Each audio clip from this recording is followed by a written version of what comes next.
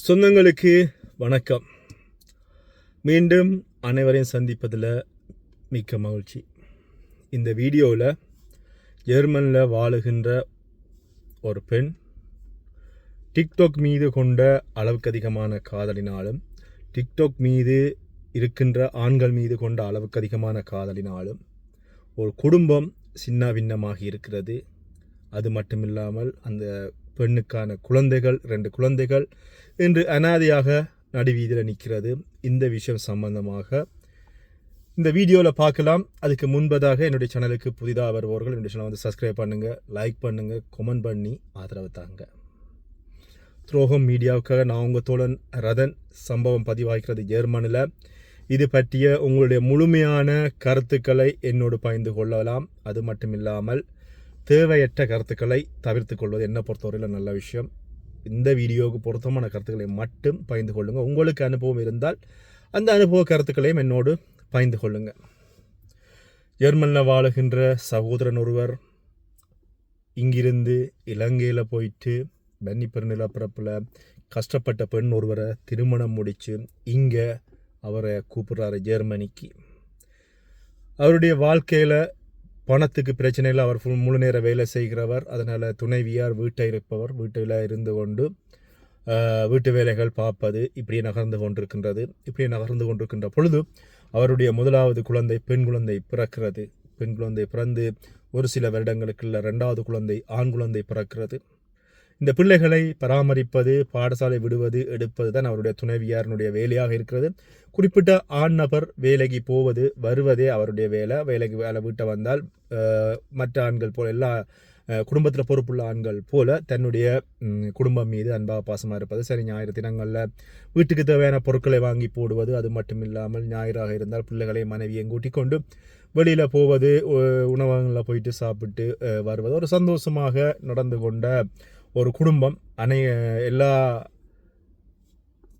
குடும்பத்துக்கும் இருக்கின்ற அத்தனை சந்தோஷங்களும் அந்த குடும்பத்துக்கு நிலவியது அப்படின்னு சொல்லலாம். குறிப்பிட்ட மனைவிக்கு பிறந்தநாள் வருகிறது. பிறந்தநாள் வருகின்ற பொழுது புதிதாக நடைமுறைக்கு வந்த ஃபோன், அதாவது பார்த்திங்கன்னா ஐஃபோன் ஒன்று கேட்குறாங்க, வேண்டி கொடுக்குறாரு. மனைவி ஆசைப்படுறாங்க. சரி பரவாயில்ல, வேண்டி கொடுப்போம் அப்படின்னு சொல்லி வேண்டி கொடுக்குறாங்க. அதுக்கப்புறமாக எல்லாருமே பொதுவாக வீட்டில் இருக்கிற பெண்கள் அல்லது இன்று இருக்கின்ற நவநாகரிக பெண்கள் பயன்படுத்துகின்ற சமூக வலைத்தளங்கள் எல்லாமே தரவேற்றப்படுகிறது. அது ஃபேஸ்புக்காக இருக்கலாம், யூடியூப்பாக இருக்கலாம், இன்ஸ்டாகிராமாக இருக்கலாம், டிக்டாக்காக இருக்கலாம். எல்லாமே தரவேற்றம் செய்யப்படுகிறது. தரவேற்றம் செய்யப்பட்டு தன்னுடைய பாடசாலை நட்பு வட்டாரங்களோடு குறிப்பிட்ட பெண்மணி பேசிக்கொண்டிருக்கிறாங்க. அது மட்டும் இல்லாமல் கணவன் வேலைக்கு போனதுக்கு அப்புறமாக வீட்டை தனியாக இருப்பது, பிள்ளைகள் பாடசாலைக்கு போயிடுவாங்க. தனியாக இருக்கிற நேரங்களில் இந்த டிக்டாக்குகளில் அல்லது ஃபேஸ்புக்கில் அதில் இருக்கிற நண்பர்களோடு அரட்டை அடிப்பது இப்படியே நகர்ந்து கொண்டிருக்கின்றது. இப்படியே இருக்கின்ற பொழுது குறிப்பிட்ட கணவன் வேலை முடிஞ்சு வீடு வந்ததுக்கு அப்புறமாகவும் உணவுகள் கேட்டால் அல்லது ஒரு தேநீர் கேட்டால் அல்லது ஏதாவது ஒரு கதை கேட்டால் கொடுத்து அதனை காதில் வாங்கி கொள்ளாமல் இந்த அரட்டை தொடர்ந்து கொண்டிருக்கின்ற பொழுது கணவர் எச்சரிக்கின்றார். இது நல்லதில்லை, குடும்ப வாழ்க்கைக்கு நல்லதில்லை, நண்பர்களோட கதை பிரச்சனை இல்லை, நான் வேலைக்கு போனதுக்கு அப்புறமாக கதை, நான் வீட்டை வந்ததுக்கு அப்புறமா தயவு செஞ்சு எங்களோட கதை, தொலைபேசியிலேயே இந்த மூழ்கி போய் இருக்காத அப்படின்னு சொல்லி கணவன் மனைவிக்கு சொல்கிறாரு. ஆனால் இதனை தன்னுடைய அந்த மனைவி உள்வாங்கி கொண்டாரா அப்படின்னு சொல்லி பார்த்தீங்கன்னு சொன்னால் அவர் அப்படி உள்வாங்கி கொள்ளவில்லை. அவர் தொடர்ச்சியாக அந்த நட்பு வட்டாரங்களோடு கதைக்கிறார். இதில் ஆண்கள் பெண்கள் எல்லாருமே இருக்கிறாங்க. குறிப்பாக புலம்பெயர் தேசத்தில் இருக்கின்றவர்களும் இருக்கிறார்கள், தாயகத்தில் இருப்பவர்களும் இருக்கிறார்கள். இருக்கின்ற பொழுது கணவன் இப்படி அவரை தண்டிக்கின்ற பொழுது அல்ல கண்டிக்கின்ற பொழுது இது சம்பந்தமாக தன்னுடைய நட்பு வட்டாரங்களோடு கதைக்கிறாரு. நட்பு வட்டாரங்களோடு கதைக்கின்ற பொழுது அந்த நட்பு வட்டாரங்கள் இவருக்கு சொல்லிக் கொடுக்கின்ற விஷயம், இங்கே வெளிநாட்டில் ஒரு கணவன் மனைவியை அடக்குவதற்கோ அல்லது மனைவியை இப்படி சொல்வதற்கு எல்லாமே அவருக்கு அதிகாரம் இல்லை.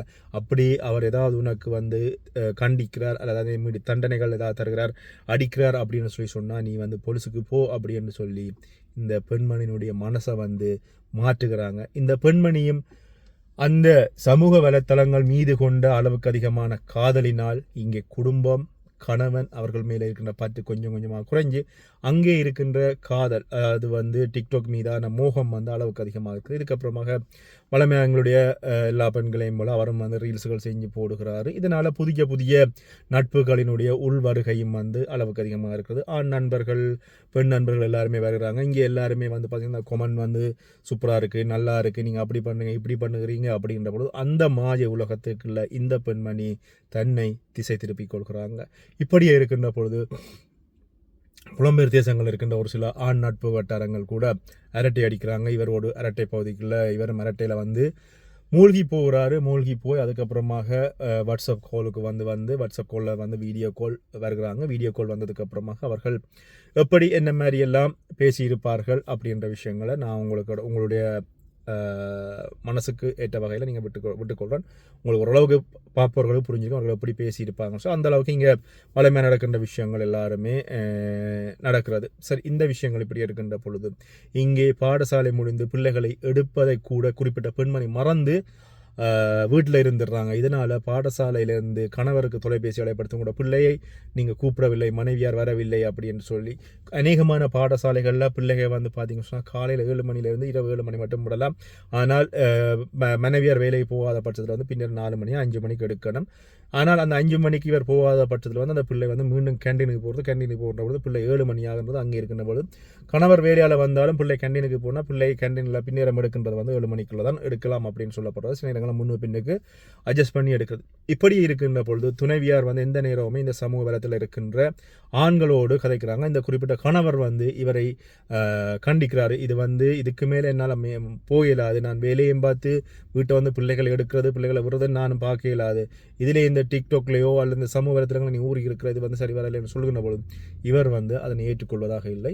அதுக்கப்புறமாக அந்த கைபேசியை எடுத்து இவர் கணவர் வந்து பார்க்கின்ற பொழுது அதில் இருக்கின்ற குறுந்தகவல்கள் அது மட்டும் வீடியோக்கள் பகிரப்பட்ட விஷயங்கள் எல்லாமே வந்து ஆபாசமாக இருக்கின்ற பொழுது குறிப்பிட்ட மனைவியை வந்து கண்டிக்கின்ற பொழுது அந்த குறிப்பிட்ட மனைவி அந்த டிக்டாக்ல பழகிய ஆண் நண்பர்களிடம் இது சம்பந்தமாக சொல்கின்ற பொழுது அவர்கள் குறிப்பிட்ட கணவனை இந்த மனைவியை தண்டிக்குமாறும் போலீஸுக்கு வந்து தொலைபேசி அழைப்படுத்தி சொல்லுறாங்க. இந்த நேரத்தில் போலீஸுக்கு வந்து தொலைபேசி அழைப்படுத்தி சொல்வது மட்டும் இல்லாமல் அந்த குறிப்பிட்ட அந்த ஆண்கள் பார்த்தீங்கன்னா அவர்கள் தங்களுக்குள்ள ஒரு குழுவலை உருவாக்கி இந்த கணவரை தாக்குவதற்கான முயற்சிகள் எல்லாமே வந்து எடுக்கப்பட்டதாகவும் சொல்லப்படுகிறது.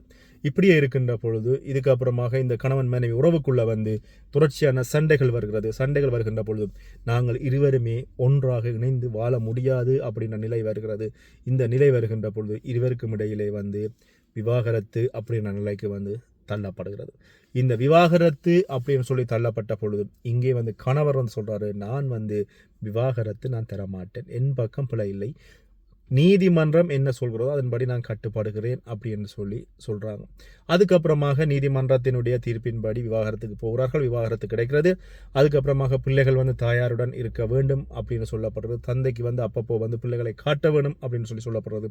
ஆனால் தாயார் வந்து இந்த டிக்டாக் மீது உள்ள மோகம் காரணமாக பிள்ளைகளை சரிவர கவனிப்பதில்லை. பிள்ளைகள் வந்து நோய்வாய்ப்படுவது மட்டும் இல்லாமல் பாடசாலையில் போய் பிள்ளைகள் தூங்குவது, பாடசாலை போயிட்டு பிள்ளைகள் வந்து படிப்பதில்லை, பாடசாலையில் வந்து போகின்ற பிள்ளைகளுடைய உடலங்களில் வந்து அங்கங்கே காயங்கள் இருக்கிறது. இவ்வாறான சந்தர்ப்பங்களில் குறிப்பிட்ட தந்தைக்கு தொலைபேசி அழைப்படுத்தி சொல்லப்படுகிறது, உங்களோட பிள்ளைகளுக்கு வந்து சரியான உணவு கொடுப்பதில்லை, சரியான வரையில் பிள்ளை வந்து தூங்குதில்லை, அது மட்டும் இல்லாமல் உங்களோட பிள்ளைகளுடைய உடல்களில் வந்து காயம் இருக்கிறது. இது சம்பந்தமாக நாங்கள் மனநல ஆலோசனை நபர்களிடம் வந்து பிள்ளைகளை கையளிக்க போகிறோம் அல்லது வந்து சோசலிடம் வந்து கையளிக்க போகிறோம், இது சம்பந்தமாக உங்களுடைய நடவடிக்கைகள் என்ன அப்படின்னு சொல்லி கேட்டபொழுது இவர் வேறு நபர்களின் ஊடாக மனைவியை தொடர்பு கொண்டு கேட்டபொழுது எனக்கு எந்த வேலை பார்க்க தெரியும், நீ இந்த வேலையை பார்த்து கொண்டு இருக்கு அப்படின்னு சொல்லி பிள்ளைகள் மீண்டும் தண்டனைக்குள்ளாகிறார்கள்.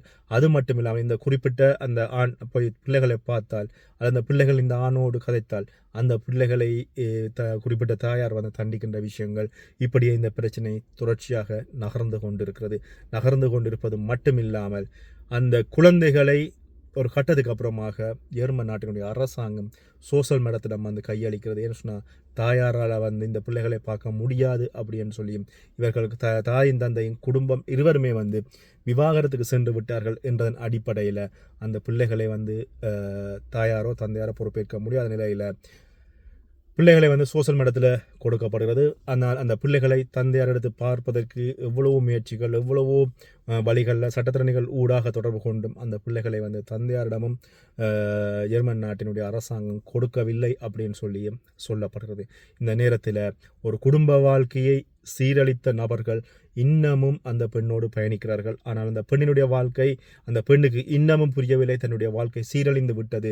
இந்த சமூக வலைத்தளங்களில் இருக்கின்ற இந்த அளவுக்கு மீறிய காதல், அதில் இருக்கின்ற ஆண் நண்பர்களுடைய போலி வார்த்தைகளை நம்பி அந்த காதலின் காரணமாக இந்த 2 குழந்தைகள், பிஞ்சு பாலன்கள் என்ன தவறு செஞ்சார்கள்? அதுகள் இன்று அனாதைகளாக கட்டிய கணவன் தன்னுடைய வழி, மனைவி இன்னொரு வழி. யோசிச்சு பாருங்கள். இதுதான் இன்று பல குடும்பங்களில் இடம்பெறுகின்ற விஷயமாக இருக்கிறது. பாதிக்கப்பட்டது யாராகவும் இருக்கலாம். அந்த பெண்மணி ஒரு திமிரன் சொல்லுவோமே, அந்த தன்னுடைய திமிர் காரணமாக டிக்டாக்ல போய் மூழ்கி இருக்கலாம். அந்த ஆண் வந்து இந்த திமிர் பொம்பளையை கல்யாணம் கட்டினாலும் அவன் வாழ்க்கை கேள்விக்குறியாக இருக்கலாம். ஆனால் அந்த பிள்ளைகள் 2 என்ன பாவம் செஞ்சார்கள் அப்படி என்றது இங்கே கேள்விக்குறியாக வைக்கப்படுகின்ற ஒரு விஷயமாக பார்க்கப்படுகிறது. இது பற்றிய உங்களுடைய கருத்துக்களை என்னோட பகிர்ந்து கொள்ளுங்க. யாராயினும் இப்படியான டிக்டாக்லேயோ அல்லது சமூக ஊடகங்களில் நீங்கள் மோகம் கொண்டிருந்தால் நீங்கள் அது தப்பில்லை. நீங்கள் அது உங்களுடைய தனிப்பட்ட பிரச்சனை. ஆனால் உங்களுடைய குடும்பம், கணவன், மனைவி, இந்த பிள்ளைகளுக்கு பாவம் செய்யாதீங்க. அந்த பாவம் உண்மையில் உங்களை என்றைக்குமே தலை நிமிர்ந்து நிற்க வைக்காது அப்படின்ற நினைவில் வச்சுக்கொள்ளுங்க. மீண்டும் இன்னொரு வீடியோவில் சந்திக்கிறேன். நன்றி.